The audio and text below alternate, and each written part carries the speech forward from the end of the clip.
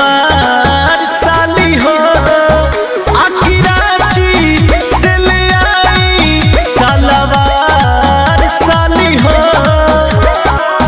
कि दिल सहजिया से का चाही चीजा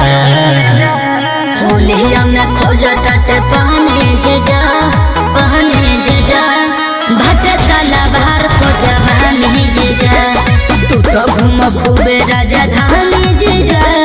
भटकला बाहर को जवानी जीजा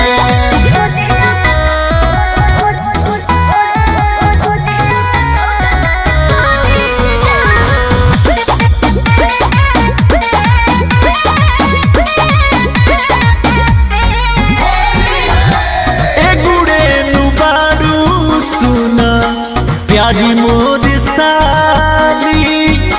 होलिया के तोहफा लाई सोनवा के बाली फागुने में गोदरल जवनिया हो कि सब रस पिया जीजा जी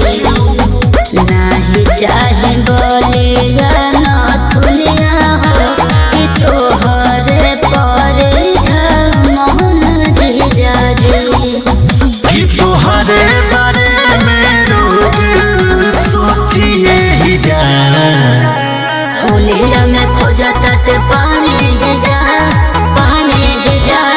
भटकला बाहर को जवानी जीजा तू तो घूम खूबे राजधानी जीजा भटकला बाहर को जवानी जीजा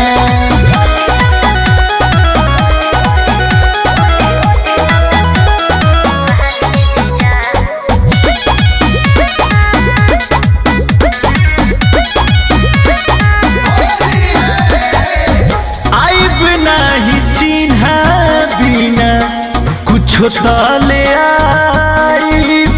साली हो उधारी कैसे मुहावा दिखाई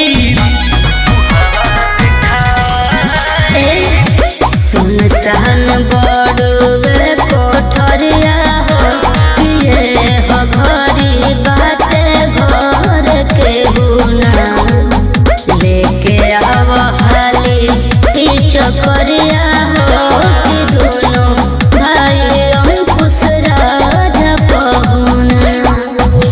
बतिया सुनी के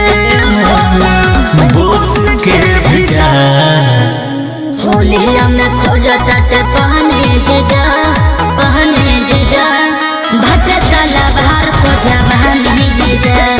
तू तो घूम खूबे राजधानी